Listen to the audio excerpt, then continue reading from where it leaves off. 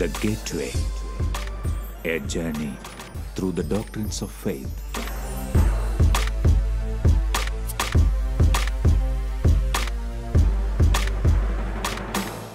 മാന്യ പ്രേക്ഷകർക്ക് ഗേറ്റ്വേയിലേക്ക് സ്വാഗതം. The Gateway. ഗേറ്റ്വേയിൽ ഇന്ന് അനുരഞ്ജന കുദാശയെ പറ്റിയിട്ടുള്ള നമ്മുടെ ചർച്ച തുടരുകയാണ്. അനുരഞ്ജന കുദാശയുടെ ചരിത്രപരമായ പശ്ചാത്തലവും അത് ഉരുത്തിരിഞ്ഞു വന്ന അതിൻ്റെ രൂപഭാവങ്ങളെ പറ്റിയുമൊക്കെ നമ്മൾ ചർച്ച ചെയ്തിരുന്നു. ആ ചർച്ചയിൽ അനുരഞ്ജന കുദാശയിൽ വൈദികൻ്റെ റോളിനെ പറ്റി നമ്മൾ സംസാരിക്കുമ്പോൾ ഒരു കൗൺസിലിങ്ങിൻ്റെ തലവും ഈ കുദാശയിൽ ഉൾപ്പെട്ടിട്ടുണ്ട്. ആനുകാലിക സമൂഹത്തിൽ ഈ കൗൺസിലിങ്ങിൻ്റെ റോളും ഒരു മതേതരമായ നിലപാടുകളും പരിശീലനങ്ങളും ഒക്കെ നടക്കുന്നുണ്ട്. ഈ ഒരു വിഷയത്തെ സംബന്ധിച്ച് ഇന്ന് നമ്മോട് വളരെ വിശദമായി ഇത്തരം കാര്യങ്ങൾ സംസാരിക്കുന്നത് അഭിമന്യ ഡോക്ടർ ജോസഫ് മാർ തോമസ് തിരുമേനിയാണ്. പിതാവിനെ ഏറ്റവും സ്നേഹത്തോടെ ഇന്നത്തെ ചർച്ചയിലേക്ക് സ്വാഗതം പറയും.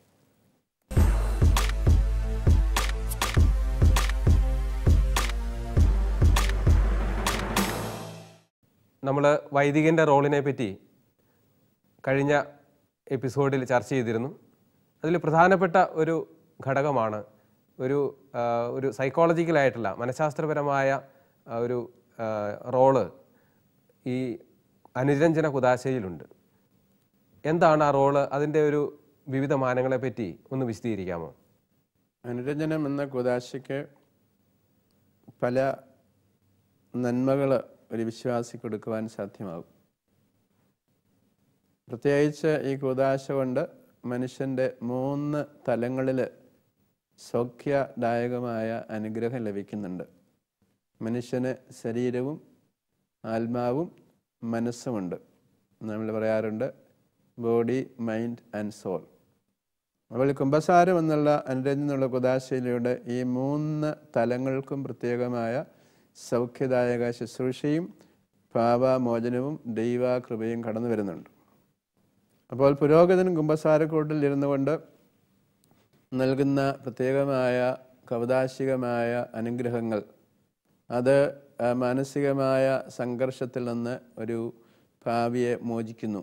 അപ്പോൾ അദ്ദേഹത്തിൻ്റെ ശരീരത്തിന് കൂടുതൽ ആരോഗ്യവും അതോടൊപ്പം തന്നെ ആത്മധൈര്യവും സന്തോഷവും പ്രതീക്ഷയും പ്രത്യാശയെല്ലാം ഉണ്ടാക്കുന്ന അനുഭവമാണ്. അത് മാത്രമല്ല, അതിന് ഒരു അഭൗമികമായ തലമുണ്ട്. അവിടെയാണ് ആത്മാവിൻ്റെ രക്ഷ അല്ലെങ്കിൽ യേശുക്രിസ്തുവിലൂടെ കടന്നു വന്ന രക്ഷണീയമായിട്ടുള്ള അനുഗ്രഹം ഈ കുദാശയിലൂടെ വീണ്ടും പുനഃസ്ഥാപിക്കപ്പെടുന്നു. അപ്പോൾ കുമ്പസാരത്തെ നാം കാണുമ്പോൾ ശരീരത്തിൻ്റെ ഒരു പ്രത്യേകമായ വെൽബീയിങ്, ആ സൗഖ്യം, ആത്മാവിൻ്റെ സൗഖ്യം, അതോടൊപ്പം തന്നെ മനസ്സിൻ്റെ സൗഖ്യം ഉണ്ട്. കൗൺസിലറായിട്ട് യഥാർത്ഥത്തിൽ ഒരു കൺഫസർ അല്ലെങ്കിൽ കുമ്പസാരക്കൂട്ടിലിരിക്കുന്ന പുരോഹിതൻ പ്രവർത്തിക്കുന്നുണ്ട്. എന്നാൽ കൗൺസിലറായിട്ട് മാത്രമല്ല, അതിനപ്പുറത്ത് യേശുക്രിസ്തുവിൻ്റെ സ്ഥാനത്ത് രക്ഷ പ്രദാനം ചെയ്യുന്ന വ്യക്തിയുമായിട്ട് അദ്ദേഹം നിൽക്കുകയാണ്. അപ്പോൾ ഞാൻ കഴിഞ്ഞ എപ്പിസോഡിൽ സൂചിപ്പിച്ചതുപോലെ ഒരു അനുതാപി അദ്ദേഹത്തിൻ്റെ അടുത്ത് വന്ന് അദ്ദേഹത്തിൻ്റെ ജീവിതത്തിൽ സംബന്ധിച്ച കുറവുകളെ സംബന്ധിച്ച് വിശദീകരണം, യഥാർത്ഥത്തിലൊരു ഡയലോഗാണ്. കുമ്പസാരക്കൂട്ടിലും പുരോഹിതൻ്റെ അടുത്ത് തൻ്റെ ജീവിതത്തിലുണ്ടായ ചില പോരായ്മകളെ വിശദീകരിക്കുമ്പോൾ അതിനെ വളരെ വ്യക്തിനിഷ്ഠമായും വസ്തുനിഷ്ഠമായും പരിശോധിച്ചതിന് ശേഷം അതിന് അദ്ദേഹം പരിഹാരമായിട്ട് ഉപദേശങ്ങൾ കൊടുക്കാറുണ്ട്. ആ ഉപദേശങ്ങൾ കൊടുക്കുന്ന അവസരത്തിലാണ് യഥാർത്ഥത്തിൽ കൗൺസിലിങ്ങിൻ്റെ ഒരു റോള് അവിടെ വരുന്നത്. അപ്പോൾ ഈ ഉപദേശത്തിനകത്ത് 2 പ്രധാനപ്പെട്ട അനുഗ്രഹങ്ങൾ ഈ കുമ്പസാരത്തിന് അണയുന്ന വ്യക്തി കിട്ടുന്നുണ്ട്. ഒന്ന്, ആത്മവിശുദ്ധീകരണത്തിന് വേണ്ടതായിട്ടുള്ള ഉപദേശം. അത് ബൈബിളുമായിട്ട് ബന്ധപ്പെട്ട യേശുക്രിസ്തുവിൻ്റെ പ്രവർത്തനവുമായി ബന്ധപ്പെട്ട ഒരു കാര്യമാണ്. രണ്ടാമത്തെ എന്ന് പറഞ്ഞാൽ അദ്ദേഹത്തിൻ്റെ വൈകാരിക വിശുദ്ധീകരണത്തിന് വേണ്ടി കിട്ടുന്ന ഇമോഷണൽ സാറ്റിസ്ഫാക്ഷൻ കിട്ടുന്ന ഒരു ഉപദേശമാണ്. ആ ഉപദേശം ഒരുപക്ഷെ ബൈബിളുമായിട്ട് ബന്ധപ്പെട്ടതായിരിക്കണമെന്നില്ല, ലോകജീവിതമായിട്ടുള്ള ബന്ധപ്പെടലുകളെ സംബന്ധിച്ചോ ഒക്കെ ആകാം. അപ്പോൾ ഇവിടെ ഈ അടുത്ത കാലത്ത് ദൈവശാസ്ത്രവും മനഃശാസ്ത്രവും തമ്മിലുള്ള നല്ല ഒരു ബന്ധം കടന്നു വന്നിട്ടുണ്ട്. ആദ്യകാലങ്ങളിലൊക്കെ ഈ ദൈവശാസ്ത്ര ചിന്തകർ മനഃശാസ്ത്രത്തെ ഈ ദൈവശാസ്ത്രത്തിൽ അകറ്റി നിർത്തിയിരുന്ന ഒരു സാഹചര്യം ഉണ്ടായിരുന്നു. എന്നാൽ ഇപ്പോൾ അങ്ങനെയല്ല. ദൈവശാസ്ത്രപരമായ അനേകം കാര്യങ്ങൾ കൂടുതൽ വിശദീകരിക്കുവാനും അതിൻ്റെ മാനുഷികമായ ഘടകങ്ങളെപ്പറ്റി ബോധ്യപ്പെടുത്തുവാനും മനഃശാസ്ത്രത്തെ ഉൾപ്പെടുത്തുവാനായിട്ട് സാധ്യമാകും. അങ്ങനെ ഒരു മനഃശാസ്ത്രപരമായിട്ടുള്ള സമീപനം ദൈവശാസ്ത്ര മേഖലയിൽ അല്ലെങ്കിൽ അനുരഞ്ജന കൂദാശയിൽ കൊണ്ടുവരുവാനായിട്ട് സഹായിച്ചിട്ടുള്ളത് വളരെ പ്രസിദ്ധനായിട്ടുള്ള ഒരു അമേരിക്കൻ മനഃശാസ്ത്രജ്ഞനാണ്. അദ്ദേഹത്തിൻ്റെ പേര് കാൾ റോജേഴ്സ് എന്നാണ്. അദ്ദേഹം പറയുന്നത് മനഃശാസ്ത്രം വഴിയായിട്ട് നമ്മളെ ചെയ്യുന്നത് എന്താണെന്ന് ചോദിച്ചു കഴിഞ്ഞാൽ, ഒരു വ്യക്തി അദ്ദേഹത്തിൻ്റെ ഇമോഷണൽ റിലേഷൻഷിപ്പ് അദ്ദേഹത്തിൻ്റെ പ്രത്യേകമായ വൈകാരിക വികാസത്തിന് വേണ്ടി പൂർണ്ണതയിലേക്ക് നേടാനായിട്ട് നമ്മൾ സഹായിക്കുന്നൊരു പ്രക്രിയയാണ്. അപ്പോൾ ഈ മനഃശാസ്ത്രം വഴിയായിട്ട് ചെയ്യുന്നത് എന്താണെന്ന് ചോദിച്ചാൽ, ഒരു വ്യക്തി അദ്ദേഹത്തിൻ്റെ വൈകാരികമായിട്ടുള്ള പൂർണ്ണതയിലേക്ക് പ്രവേശിക്കുവാൻ മറ്റൊരാൾ സഹായിക്കുന്ന പ്രക്രിയയാണ്.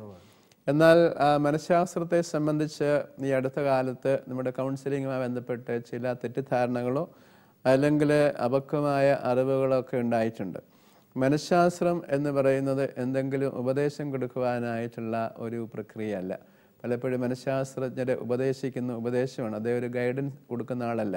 അത് മനഃശാസ്ത്രത്തിന് എതിരാണ്. മനഃശാസ്ത്രം എന്ന് പറയുന്നത് മനുഷ്യൻ്റെ പ്രശ്നങ്ങൾക്ക് പരിഹാരം നിർദ്ദേശിക്കുന്ന ഒരു ശാസ്ത്രശാഖയായിട്ട് അറിയാതെ ചിലർക്ക് മനസ്സിലാക്കുന്നുണ്ട്. മനഃശാസ്ത്രത്തിനകത്ത് പ്രശ്നപരിഹാര ഉപദേശവും ഇല്ല. അപ്പോൾ മനഃശാസ്ത്രത്തിൽ എന്താ ചെയ്യുന്നത് വെച്ച് കഴിഞ്ഞാൽ, ഒരു മനുഷ്യൻ്റെ വൈകാരികമായ പ്രത്യേക അവസ്ഥയിൽ അദ്ദേഹത്തോട് സ്നേഹപൂർവമായ ഒരു സമീപനം, ഫ്രണ്ട്ഷിപ്പ്, സുഹൃത്ത് ബന്ധം കൊണ്ടുവന്നതിന് ശേഷം ആ ബന്ധത്തിലൂടെ അദ്ദേഹത്തിൻ്റെ തന്നെ കുറവുകൾ കണ്ടെത്താൻ അദ്ദേഹത്തെ സഹായിക്കുകയാണ്. ഇതിനെ മനഃശാസ്ത്രജ്ഞനും അദ്ദേഹം മുമ്പിലിരിക്കുന്ന ക്ലയൻറ്റും തമ്മിലുള്ള സ്നേഹ ബന്ധമാണ്. ആ ബന്ധത്തിനകത്ത് ഏറ്റവും പ്രധാനപ്പെട്ട ഭാഗം എന്താണെന്ന് ചോദിച്ചാൽ, ഈ ക്ലയൻറ്റിനെ കേൾക്കുക എന്നുള്ളതാണ്. ഈ അടുത്ത കാലത്ത് മനഃശാസ്ത്രത്തിലുണ്ടായിട്ടുള്ള ഒരു പ്രധാനപ്പെട്ട ചിന്ത എന്ന് പറയുന്നത് ടോക്ക് ഹിയറാണ്. സംസാരിച്ച് സൗഖ്യം കൊടുക്കുക എന്നുള്ളതാണ്. സംസാരത്തിലൂടെ ഒരാളുടെ കാര്യങ്ങളെല്ലാം കേട്ടതിന് ശേഷം അദ്ദേഹത്തിനൊരു ആത്മീയമായ നിർവൃതി അല്ലെങ്കിൽ വൈകാരികമായ നിർവൃതി ലഭിക്കുക എന്നുള്ളതാണ്. ഇത് ആദ്യ കാലങ്ങളിൽ തന്നെ യവന സംസ്കാരങ്ങളിലൊക്കെ ഉണ്ടായി. ഇതിന് കർത്താസിസ് എന്നാണ് പറഞ്ഞത്. അതാണ് ഞാനിവിടെ സൂചിപ്പിച്ചത്. വൈകാരിക വിശുദ്ധീകരണം, മനസ്സിലുണ്ടാകുന്ന സംഘടനകളും വേദനകളും പ്രയാസങ്ങളും പാപബോധവും ദുഃഖവും എല്ലാം മാറ്റുവാനായിട്ട് സംസാരത്തിലൂടെ സാധ്യമാകും. പങ്കുവെക്കാൻ ഷെയറിംഗ് ആണ്. അപ്പോൾ ഇവിടെയാണ് നമ്മുടെ സഭയിൽ കൺഫെഷൻ ഉണ്ടാകുന്ന ഏറ്റവും പ്രധാനപ്പെട്ട ഒരു കാര്യം. ദൈവശാസ്ത്രനായ ബെർനാർഡ് ഹെയറിംഗ് ഒരിക്കൽ പറയുകയുണ്ടായി, മനുഷ്യനോട് തുറന്ന് ആത്മാർത്ഥമായിട്ട് സംസാരിക്കാൻ സാധ്യമല്ലാത്ത ഒരു വിശ്വാസിക്ക് ദൈവത്തോട് തുറന്ന് സംസാരിക്കാനായിട്ട് പ്രയാസമാണ്. അപ്പോൾ ദൈവത്തോട് നന്നായിട്ട് പ്രാർത്ഥിക്കണമെന്ന് വരികിൽ മനുഷ്യനോട് തുറന്ന് സംസാരിക്കുവാനായിട്ട് സാധ്യമാണ്. അപ്പോൾ ഇവിടെ ഈ സൈക്കോളജിയിലെ മനഃശാസ്ത്രത്തിലെ ഈ ടോക്ക് ഹിയർ, സംസാരത്തിലൂടെ സൗഖ്യം എന്ന് പറയുന്നത് തന്നെ അനേക നൂറ്റാണ്ടുകൾക്ക് തന്നെ വളരെ വ്യക്തമായിട്ട് പറഞ്ഞിട്ടുള്ളതാണ്. അപ്പോൾ അവിടെ നമ്മൾ കാണുന്നത് യേശുവിൻ്റെ പ്രബോധനം അത് തന്നെയാണ്. നീ പൂർണ്ണ ഹൃദയത്തോടെ ദൈവത്തെ സ്നേഹിക്കുക, നിന്നെ പോലെ നിൻ്റെ അയൽക്കാരനെ സ്നേഹിക്കുക. അപ്പോൾ പ്രാർത്ഥനയുടെയും ആരാധനയും കൗദാശിക അനുഭവത്തിൻ്റെയും പ്രായോഗിക രൂപമാണ് ഈ ലോകത്തിലുള്ള എല്ലാ മനുഷ്യരോടും സമൂഹത്തിലുള്ള എല്ലാവരോടും തുറന്ന് ബന്ധപ്പെട്ട് സ്നേഹത്തിൽ വസിക്കുക എന്നുള്ളതാണ്. അതുകൊണ്ടാണ് യേശു വീണ്ടും പറഞ്ഞത്, കാണപ്പെടുന്ന സഹോദരനെ സ്നേഹിക്കാതെ കാണപ്പെടാതെ ദൈവത്തെ സ്നേഹിക്കുവാൻ സാധ്യമില്ല. അപ്പോൾ സൈക്കോളജി ഈ മാനുഷികമായ ഭാവത്തിന് വലിയ പ്രാധാന്യം കൊടുക്കുന്നുണ്ട്. അവിടെ ഈ അനുരഞ്ജന കുദാശ ഇതിൽ നിന്ന് വ്യത്യസ്തമാവുന്നത് എവിടെയാണ് ഈ ഒരു ഷെയറിങ്ങിൻ്റെ? അതെ, അനുരഞ്ജന കുദാശക്കുള്ള ഘടകം എന്താണെന്ന് ചോദിച്ചാൽ, നമ്മൾ ആദ്യകാലങ്ങളിൽ ദൈവമായിട്ടുള്ള ബന്ധം മാത്രമായിട്ട് അനുരഞ്ജന കുദാശയെ കണ്ടിരുന്നു. എന്നാൽ ഈ അടുത്ത കാലത്ത് അനുരഞ്ജന കുദാശക്കകത്ത് മാനുഷികമായിട്ടുള്ള ഈ ഘടകങ്ങളും ഈ സൈക്കോളജിക്കലായിട്ടുള്ള ഘടകങ്ങളും കടന്നു കൂടിയിട്ടുണ്ട്. ഈ വ്യത്യാസം ഉണ്ടാകുന്നത് ഞാൻ 3 തലങ്ങളെ പറ്റി പറഞ്ഞു. സൈക്കോളജിസ്റ്റ് മനഃശാസ്ത്രത്തിന് ശാരീരികമായ സൗഖ്യത്തെപ്പറ്റിയും അല്ലെങ്കിൽ സുസ്ഥിതിയെപ്പറ്റിയും പറയാൻ പറ്റും, അല്ലെങ്കിൽ വൈകാരികമായ സുസ്ഥിതിയെപ്പറ്റിയും പറയാനായിട്ട് പറ്റും. ഇത് രണ്ടും കുമ്പസാരത്തിലുണ്ട്. മൂന്നാമത്തെ കാര്യം എന്താണെന്ന് ചോദിച്ചു കഴിഞ്ഞാൽ, ആത്മരക്ഷയെപ്പറ്റി മനഃശാസ്ത്രജ്ഞൊന്നും പറയുവാനായിട്ട് സാധ്യമല്ല. അപ്പോൾ ഈ കുമ്പസാരത്തിനകത്ത് കൗൺസിലിങ്ങിൻ്റെ ഒരു ആസ്പെക്റ്റ് ഉണ്ട്. എന്നാൽ കൗൺസിലിംഗ് മാത്രം നടത്തിയാൽ കുമ്പസാരം പൂർണ്ണമാകുന്നില്ല. കാര്യം എന്താണെന്ന് വെച്ചാൽ, ആത്മതലങ്ങളെപ്പറ്റി, ആത്മാവിൻ്റെ രക്ഷയെപ്പറ്റി, യേശുക്രിസ്തു പഠിപ്പിച്ച പ്രബോധനങ്ങളെ പറ്റിയുള്ള പൂർണ്ണമായ മനുഷ്യൻ്റെ വീണ്ടെടുപ്പ് ഈ കുമ്പസാര നിരഞ്ജന കുദാശയിൽ. അപ്പം കൗൺസിലിംഗ് അതിൻ്റെ താഴെ മാനുഷികമായ വശങ്ങളിലും മനുഷ്യബന്ധങ്ങളിലും സ്നേഹങ്ങളിലും വൈകാരികമായിട്ടുള്ള തകർച്ചകൾ രക്ഷപ്പെടാനും ഒക്കെ സഹായിക്കുന്ന ഘടകമാണ്. അതുകൊണ്ട് ആധുനിക ദൈവശാസ്ത്രജ്ഞന്മാർ പ്രത്യേകിച്ച് കുമ്പസാരമായിട്ട് ബന്ധപ്പെടുമ്പോൾ കുമ്പസാരത്തിൻ്റെ ഒരു ഭാഗമായിട്ട് ഈ കൗൺസിലിംഗ് നടത്തുന്നത് വളരെയേറെ പ്രോത്സാഹിപ്പിക്കുന്നുണ്ട്. ഒരുങ്ങാൻ സാധിക്കും. പിന്നെ വൈകാരിക തലങ്ങളെപ്പറ്റി കൂടുതൽ വിശദീകരിക്കാനായിട്ട് സാധ്യമാകും. മനുഷ്യൻ്റെ പ്രയാസങ്ങളെ കൂടുതൽ കേൾക്കാനായിട്ട് സാധ്യമാകും. അവർക്കൊരു വൈകാരികമായ സംതൃപ്തി അല്ലെങ്കിൽ സ്വാതന്ത്ര്യം, സന്തോഷം, സ്നേഹം, പ്രത്യാശ എല്ലാം. എന്നാൽ അത് ഈ ലോകത്ത് മാത്രം ചുരുങ്ങി നിൽക്കുന്നതാണ്. വിശ്വാസിയെ സംബന്ധിച്ച് സ്വർഗീയ യെരൂശലേമിലേക്ക് ദൈവത്തിലേക്ക് യാത്ര ചെയ്യുന്ന ഒരു വ്യക്തി എന്നുള്ള നിലയിൽ ദൈവത്തിലേക്ക് എത്തിച്ചേരുവാനായിട്ട് ഈ വൈകാരിക സൗഖ്യം എപ്രകാരം സഹായിക്കുമെന്നുള്ളത് ആത്മസൗഖ്യത്തിൻ്റെ ഭാഗമാണ്. അത് കുമ്പസാരത്തിലൂടെയുള്ള കൗദാശ അനുഭവത്തിലൂടെ കിട്ടുവാനായിട്ട് സാധ്യമാകും. അപ്പോൾ അതിന് 3 തലങ്ങളുണ്ടെങ്കിൽ കൗൺസിലിംഗ് 2 തലങ്ങളിലേ സഹായിക്കുന്നുള്ളൂ. ഒന്ന് ശാരീരികമായ ഒരു സൗഖ്യം, സുസ്ഥിതി. 2 മാനസികമായ സുസ്ഥിതി. മൂന്നാമത്തെ കാര്യം എന്താണെന്ന് വെച്ചാൽ ആത്മീയമായിട്ടുള്ള സുസ്ഥിതിയും അതിൻ്റെ വളർച്ചയും വികാസവും എങ്ങനെ നേടണം എന്നതിനെ സംബന്ധിച്ചുള്ള ഒരു ഉപദേശവും ഈ കുമ്പസാരത്തിനകത്ത് അനുരഞ്ജന കുദാശയിൽ പുരോഹിതൻ കൃത്യമായിട്ട് നൽകുന്നത്. അതുകൊണ്ടാണ് കൗൺസിലിങ്ങും ഈ കുമ്പസാരം തമ്മിൽ വ്യത്യാസപ്പെട്ടിരിക്കുന്നത്. അതോടൊപ്പം തന്നെ വരാവുന്ന ഒരു ചോദ്യമാണ് ഈ പാപങ്ങൾ അല്ലെങ്കിൽ അനുരഞ്ജന കുദാശയ്ക്ക് എത്തപ്പെടുന്ന വ്യക്തി പറയുന്ന പാപങ്ങൾ ദൈവത്തോട് നേരിട്ട് സംസാരിച്ച പോലെ, ഈ ഷെയറിങ് ദൈവവുമായി നേരിട്ട് സംസാരിച്ചാൽ മുതലേ നമ്മൾ വൈദികൻ്റെ റോളിനെ പറ്റി പറഞ്ഞപ്പോൾ വൈദികനോട് എന്തിനെ ഏറ്റു പറയണം എന്നുള്ള ഒരു ചോദ്യവുമുണ്ടല്ലോ. അപ്പം അതിനെന്താ ഈ ഒരു പിതാവ് പറഞ്ഞ ഒരു മനഃശാസ്ത്രത്തിൻ്റെയും അതല്ലെങ്കിൽ കുദാശ എന്ന തലത്തിലും നിത്യരക്ഷയ്ക്ക് അല്ലെങ്കിൽ പാപമോചനത്തിൻ്റെ ഒരു തലവും വെച്ചുകൊണ്ട് ഇതിനൊരു മറുപടി എന്താ നമുക്ക് പറയാം? അത് നമ്മൾ നേരത്തെ അതിനെപ്പറ്റി സൂചിപ്പിച്ചേ കഴിഞ്ഞു. ഈ പാപങ്ങൾ മോചിക്കുവാനായിട്ടുള്ള അധികാരം യേശുക്രിസ്തു പത്രോസിലൂടെ സഭയാണ് ഏൽപ്പിച്ചിരിക്കുന്നത്.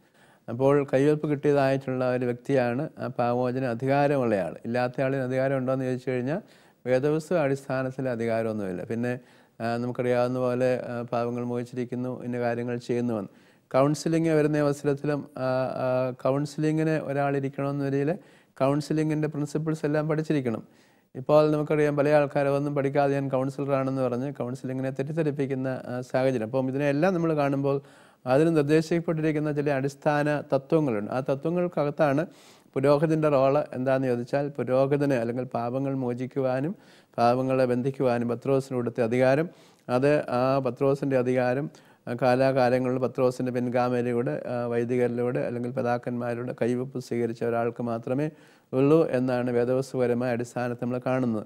അപ്പോൾ ആദ്യകാലങ്ങളിലൊക്കെ ഇങ്ങനെയുള്ള ആൾക്കാരെ ഞാൻ പറഞ്ഞു വിശുദ്ധരായിട്ടാണ് കരുതപ്പെട്ടത്. വിശ്വാസികൾ വിശുദ്ധരാണ്, പാപം ഇല്ലാത്തവരാണ്. എന്നാൽ ലോകത്തിൽ വ്യാപരിക്കുന്നവരായതുകൊണ്ട് കാലക്രമത്തിൽ പാപങ്ങൾ ഉണ്ടാകുകയും അത് പരിഹരിക്കാനായുള്ള ക്രമീകരണം നടത്തുകയും ചെയ്തു. അത് തുറന്നു പറഞ്ഞ പാപപരിഹാരം ഞാൻ പറഞ്ഞു. അതിൻ്റെ സാമൂഹികമായ ബുദ്ധിമുട്ടുകൾ നമ്മൾ സൂചിപ്പിച്ചു കഴിഞ്ഞു. അത് മാത്രമല്ല, ഇപ്പോൾ ഒരു മാനസിക വൈകാര്യ അപക്വതയുള്ള ആൾ കൗൺസിലറിൻ്റെ അടുത്ത് വരുന്ന അവസരത്തിൽ എന്താണ് ചെയ്യുക? ഈ കൗൺസിലർ ഇദ്ദേഹത്തെ സഹായിക്കുകയാണ് മാനസിക പക്വത വീണ്ടും നേടിയെടുക്കാനായിട്ട്. അപ്പോൾ അവിടെ ഒരു ഡയലോഗിനകത്ത് ഈ കൗൺസിലർ ചെയ്യുന്ന പോലെ തന്നെ ക്ലയൻറ്റിനെ അദ്ദേഹത്തെ വീണ്ടും അദ്ദേഹത്തിൻ്റെ ആത്മാവിൻ്റെ അല്ലെങ്കിൽ മനസ്സിൻ്റെയും ശരീരത്തിൻ്റെയും സൗഖ്യത്തിലേക്ക് കൊണ്ടുവരുവാനായിട്ടുള്ള ഒരു അറ്റ്മോസ്ഫിയർ ക്രിയേറ്റ് ചെയ്യുകയാണ്.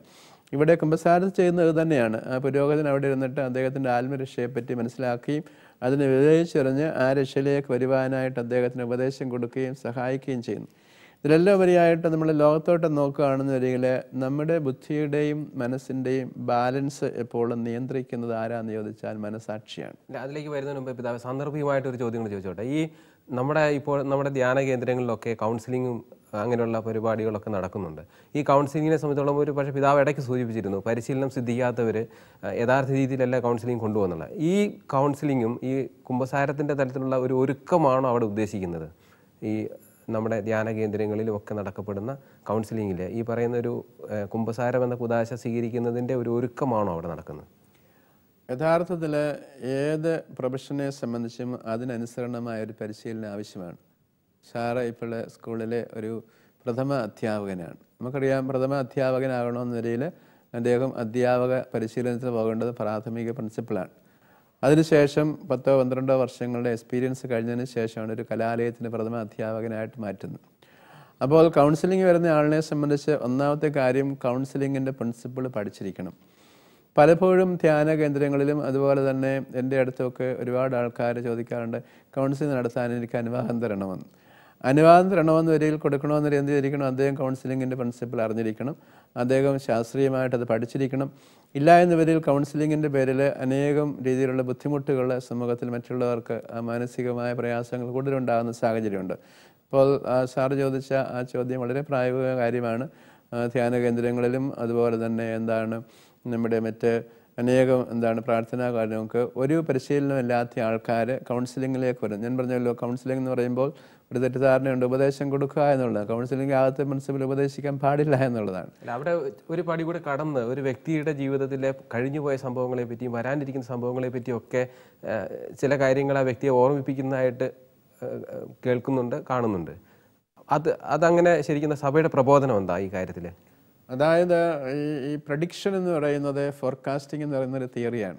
അപ്പോൾ എനിക്ക് തോന്നുന്നു നമ്മുടെ ധ്യാന കേന്ദ്രത്തിലൊക്കെ അങ്ങനെയുള്ള കാര്യങ്ങളൊക്കെ പറയുന്നുണ്ടെന്നായിരുന്നു. ഇപ്പോൾ ഉദാഹരണത്തിന് നമ്മളിപ്പോൾ ജീവിക്കുന്ന ഒരാൾ 2013 ജീവിക്കുന്ന ഒരാളിന് 2025 ആകുമ്പോൾ എന്തെല്ലാം സാധ്യതകളുണ്ട്, പോസിബിലിറ്റി എന്നുള്ള ശാസ്ത്രീയമായിട്ട് പ്രഡിക്റ്റ് ചെയ്യാനായിട്ട് സാധ്യമാകും.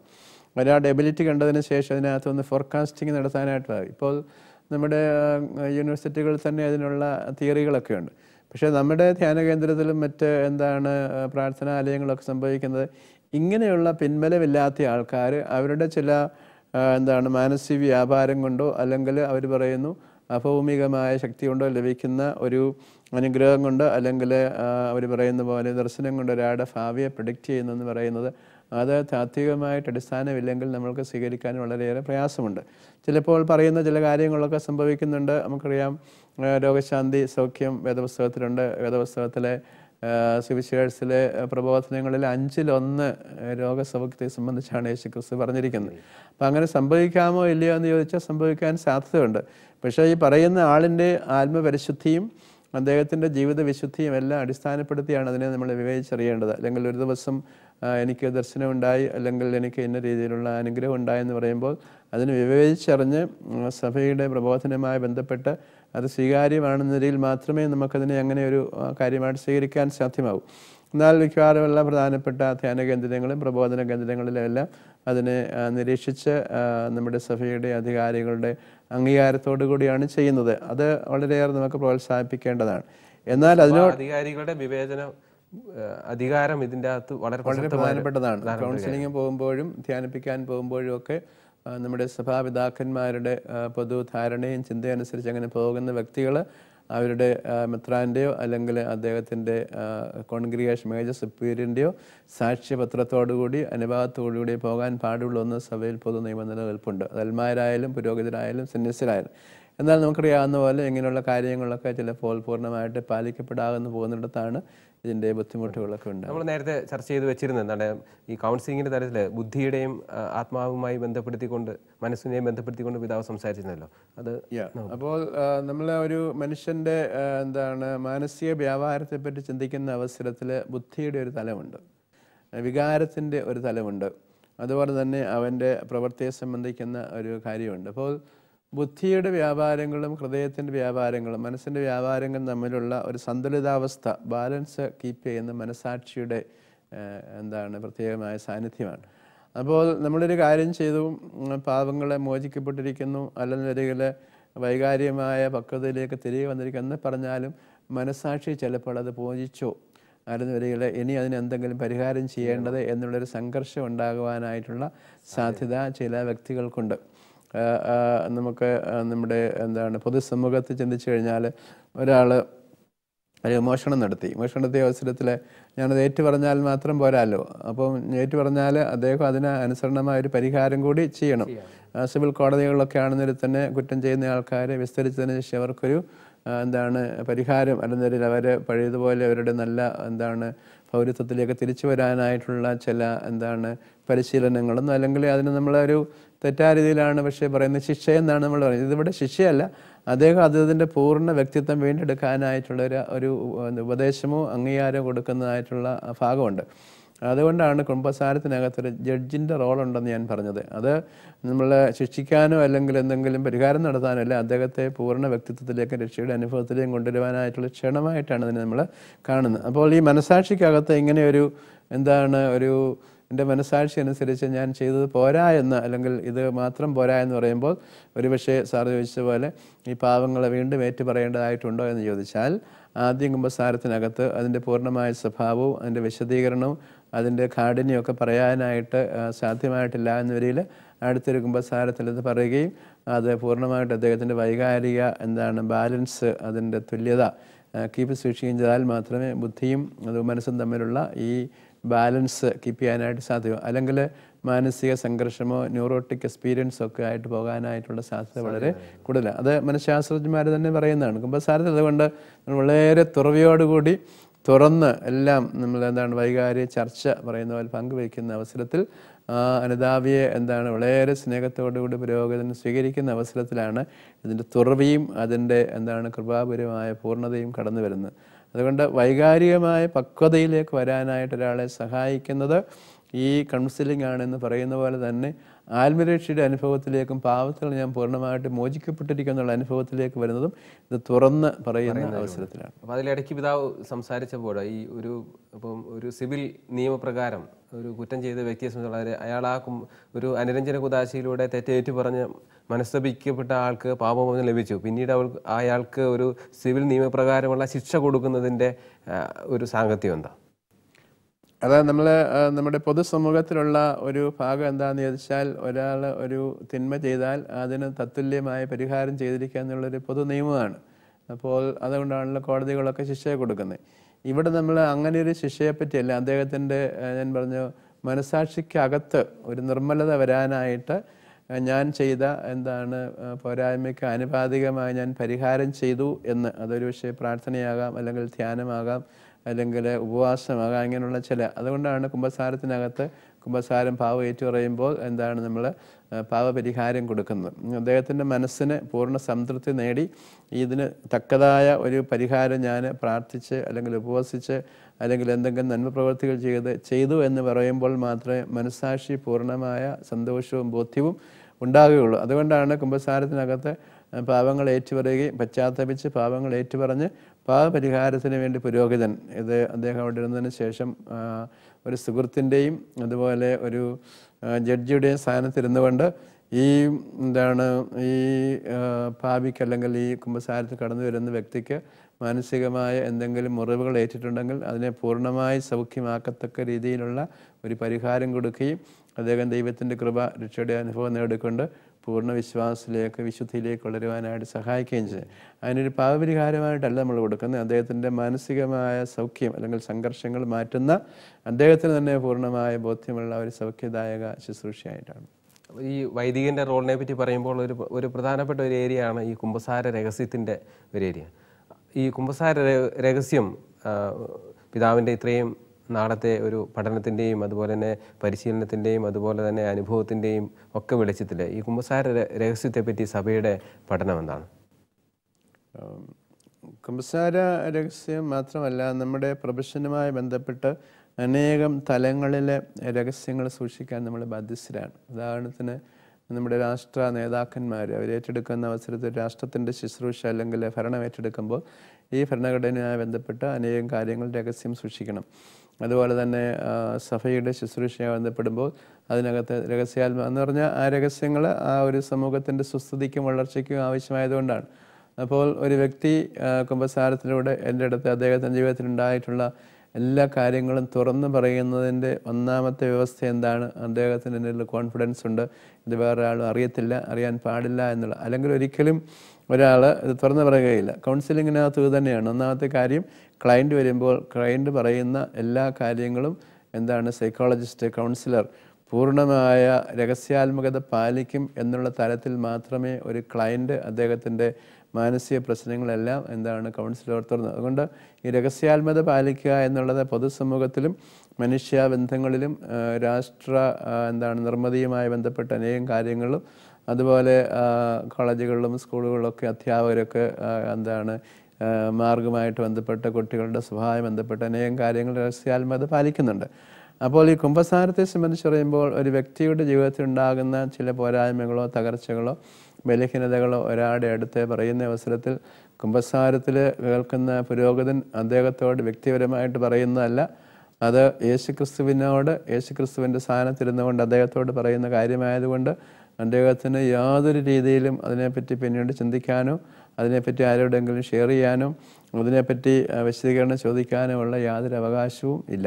വെളിപ്പെടുത്തപ്പെടുന്നതിന് വേണ്ടി പീഡനങ്ങൾ സഹിക്കേണ്ടി വന്നിട്ടുള്ള സാഹചര്യങ്ങൾ ഉണ്ടായിട്ടുണ്ട്. സഭയെ സംബന്ധിച്ച് പറയുമ്പോൾ അനേകം സാഹചര്യങ്ങളിൽ അനേകം വ്യക്തികൾക്ക് ഈ ഒരു കാര്യത്തിനകത്ത് പീഡനങ്ങൾ ഉണ്ടായിട്ടുണ്ട്. അതിൻ്റെ ഉദാഹരണങ്ങളൊക്കെ നമുക്കറിയാം. അന്ന് ഞാൻ വിശദീകരിച്ച് പറയുവാനായിട്ട് ആഗ്രഹിക്കുന്നില്ല. എന്തെല്ലാം പീഡനം ഉണ്ടായാലും മരണം വരെ ഉണ്ടായാലും കുമ്പസാര രഹസ്യം പരസ്യപ്പെടുത്തുവാനായിട്ട് പാടില്ല എന്നുള്ളതും അങ്ങനെ പരസ്യപ്പെടുത്തിയ ഒരു ചരിത്രം സഭയിൽ ഇതുവരെ ഉണ്ടായിട്ടില്ല എന്നുള്ളതും ഈ കുമ്പസാരം എന്നുള്ള കൂദാശയുടെ മഹത്വത്തിൻ്റെ ഏറ്റവും വലിയ കാര്യമാണ്. അനേകം സ്ഥലങ്ങളിൽ ഇങ്ങനെ പീഡനം ഉണ്ടായ അവസരത്തിലും അതിൽ പരസ്യപ്പെടുത്തണമെന്ന് വലിയേറിയ സമ്മർദ്ദമുണ്ടായ അവസരത്തിലും പീഡനങ്ങളുണ്ടായ ശ്രമത്തിലും ഒന്നും ഈ കുമ്പസാര രഹസ്യം കേട്ട ഒരാൾ പോലും ഒരിക്കലെങ്കിലും ഇത് പരസ്യപ്പെടുത്തി എന്നുള്ള ഒരു ചരിത്രം സഭയിലില്ല. എന്ന് പറഞ്ഞാൽ അതൊരു ദൈവിക ശുശ്രൂഷ ആയതുകൊണ്ട് ദൈവവും ദൈവത്തിൻ്റെ സ്ഥാനത്ത് നിന്നുകൊണ്ട് ഒരു പുരോഗതിന് സ്വീകരിക്കുന്ന ഒരു വലിയ അനുഗ്രഹമായിട്ട് അതിനെ കാണുന്നു. അതിനെ മാനുഷികമായിട്ടോ അല്ലെങ്കിൽ സാമൂഹ്യമായിട്ടോ മറ്റേതെങ്കിലും രീതിയിൽ സ്വാർത്ഥപരമായിട്ടോ കാണുകയോ ചിന്തിക്കുകയോ അതിനെ വ്യാഖ്യാനിക്കുകയോ ചെയ്യാനായിട്ട് പാടില്ല. അപ്പോൾ വലിയ കുറ്റവാളികളൊക്കെ രക്ഷപ്പെടുന്നൊരു സാഹചര്യം കൂടിയില്ലേ? കുറ്റവാളികളോ അല്ലെങ്കിൽ അവരുടെ പ്രത്യേകമായിട്ട് മാനസിക വ്യാപാരമോ നീതിപൂർവ്വം ചിന്തിക്കുന്ന ഒരു വേദിയല്ല കുമ്പസാരം എന്ന്. കുമ്പസാരത്തിന് വരുന്ന വ്യക്തിയെ സംബന്ധിച്ചിടത്തോളം രക്ഷയിലേക്കുള്ള അനുഭാവത്തിലേക്ക് വരുന്ന ഒരു വ്യക്തിയാണ്. അപ്പോൾ അവിടെ ഒരു സിവിൽ കോൺസിക്വൻസ് ഉണ്ടോ എന്ന് ചോദിച്ചാൽ അത് ആ വ്യക്തി തന്നെ അല്ലെങ്കിൽ ഉത്തരവാദിത്തപ്പെട്ടവർ കണ്ടുപിടിക്കേണ്ടതാണ്. കുമ്പസാരക്കൂട്ട് അണയുന്ന ഒരാൾ അദ്ദേഹം ജീവിതത്തിൽ ഉണ്ടാകുന്ന തകർച്ച പറയുമ്പോൾ അദ്ദേഹത്തെ ദൈവത്തിൻ്റെ രക്ഷയിലേക്ക് നയിക്കുന്ന ഒരു ഉത്തരവാദിത്വം മാത്രമേ പുരോഗതിനുള്ളൂ. അതിനെ എന്തെങ്കിലും സിവിൽ അധികാരികളുടെ അടുത്തോ സമൂഹത്തിലോ ഇതുമായി ബന്ധപ്പെട്ട ആളുടെ അടുത്തോ അല്ലെങ്കിൽ അദ്ദേഹം പ്രയാസം വരുത്തിയതുകൊണ്ട് കോൺസിക്വൻസ് ഉണ്ടായ ആളുടെ അടുത്ത് പറയാനായിട്ടുള്ള ഉത്തരവാദിത്വമോ അവകാശമോ കുമ്പസാരക്കാരനില്ല. അതെല്ലാം നമ്മുടെ പൊതുസമൂഹത്തിൽ ഉണ്ടായിരിക്കുന്ന പൊതു നീതിന്യായ വ്യവസ്ഥ അനുസരിച്ച് കൊണ്ടുപോകാമെന്ന് മാത്രമേ ഉള്ളൂ. കുമ്പസാരക്കൂടുമായിട്ട് ബന്ധപ്പെടുന്ന ഒരു കാര്യം അതിനകത്തില്ല. കാരണം ഒരു വലിയ കുറ്റവാളിയാണ് വിക്കോട് ഒരുപക്ഷെ അങ്ങനെ വരാം. അങ്ങനെ വന്നാൽ പോലും യേശുക്രിസ്തുവിൻ്റെ മനോഭാവമാണ്. നമുക്കറിയാം യേശുക്രിസ്തുവിൻ്റെ അടുത്ത് അനേകം ആൾക്കാർ വന്നു. മഗ്ദലന മറിയം വന്നു, അതുപോലെ നല്ല കള്ളൻ വന്നു. ആ കള്ളനൊക്കെ കുരിശിൽ കിടന്ന് പിടയുമ്പോഴാണ് യേശുവിൻ്റെ പാവങ്ങൾ മോഹിച്ചിരിക്കുന്നത്. അപ്പം യേശുക്രിസ്തുവിൻ്റെ ദൈവത്തിൻ്റെ അടുത്ത് വരുമ്പോൾ എപ്പോഴും കരുണയാണ്, ശിക്ഷയല്ല. ദൈവത്തിൻ്റെ സ്വഭാവം എന്ന് പറയുന്നത് മേഴ്സിയാണ്. അപ്പോൾ ദൈവത്തിൻ്റെ ഭാവം പാവിയെ തേടിപ്പോകുന്ന സ്വഭാവമാണ്. അതൊക്കെയാണ് ബെർണാഡ് ഹിയറിങ്സ് അതുപോലെ തന്നെ വില്യം ബാർക്കലൊക്കെ പറയും ദൈവത്തിൻ്റെ സ്വഭാവം, the seeking God, the forgiving God, inviting God. അതായത് മനുഷ്യനെ പാവിയെ തേടി വരുന്ന ദൈവം, പാവിയോട് നിരുപാധികം ക്ഷമിക്കുന്ന ദൈവം, അങ്ങനെ ക്ഷമിച്ചതിന് ശേഷം വിരുന്നൊരുക്കുന്നതായ ദൈവം. നമുക്ക് അറിയാവുന്ന നല്ല കള്ളൻ്റെ അതുപോലെ തന്നെ ദൂർത്തനായ പുത്രൻ്റെ അനുഭവമൊക്കെ ആ പിതാവ് ചോദിച്ചില്ല എന്തെല്ലാം ചെയ്തു പോയി നഷ്ടം വരുത്തി തന്നു. വന്നപ്പോൾ അവനെ കെട്ടിപ്പിടിച്ച് ആലിംഗനം ചെയ്ത് അവൻ്റെ കുറവുകളെല്ലാം ക്ഷമിച്ച് അവനെ വിരുന്നൊരുക്കുന്നവർ. അതാണ് ദൈവത്തിൻ്റെ ചിത്രം. അപ്പം ദൈവം പാപിയെ തേടിപ്പോകുന്നു, പാപിയുടെ ഉപാധി കൂടാതെ ക്ഷമിക്കുന്നു, അവനെ വിരുന്നൊരുക്കുന്നു. അതിൻ്റെ കോൺസിക്വൻസുകളോ നഷ്ടങ്ങളോ അല്ലെങ്കിൽ അതുവഴിയായിട്ട് മറ്റുള്ളവർക്കുണ്ടാക്കുന്ന പ്രതികരണങ്ങളോ ഒന്നും യേശുവിൻ്റെ പരിഗണനയിലുള്ളതല്ല. അത് മാനുഷികമായ നിയമപരമായി ഓരോ വ്യക്തികളും ചെയ്യാനുള്ള കടമകൾ. അപ്പം കുമ്പസാരക്കൂട് അതുമായിട്ട് ഒരിക്കലും ബന്ധിപ്പിക്കുവാനോ അങ്ങനെ ചിന്തിക്കുവാനോ അങ്ങനെ പ്രവർത്തിക്കുവാനോ പാടില്ല. കുമ്പസാരത്തിൻ്റെ മഹത്വം എത്രമാത്രം ഉന്നതമാണെന്ന് പിതാവിൻ്റെ വിലയേറിയ വാക്കുകളിൽ നമുക്ക് മനസ്സിലാവുന്നുണ്ട്. 2-ാം നൂറ്റാണ്ടിലും 3-ാം നൂറ്റാണ്ടിലും നെസ്തോറിയനിസവും ഐരിനിസവും ഒക്കെ ഭാഷണ്ഡതകളായി അവതരിച്ചെങ്കിലും അവരൊന്നും കുമ്പസാരത്തിൻ്റെ മഹത്വത്തെ തള്ളി പറയുന്നില്ല. ഓൾട്ടയറും റൂസോയും കുമ്പസാരത്വത്തിൻ്റെ മഹാത്മ്യത്തെ ഒന്നുകൂടി പുകഴ്ത്തി പറഞ്ഞിട്ടേ ഉള്ളൂ. ഈ കുമ്പസാരത്തിൻ്റെ മനഃശാസ്ത്രപരവും സാമൂഹികമായ തലങ്ങളെപ്പറ്റി ഇന്ന് വളരെ പണ്ഡിതോചിതമായി നമ്മളോട് സംസാരിച്ച അഭിമന്യ പിതാവിന് നന്ദി പ്രകാശിപ്പിക്കുന്നു.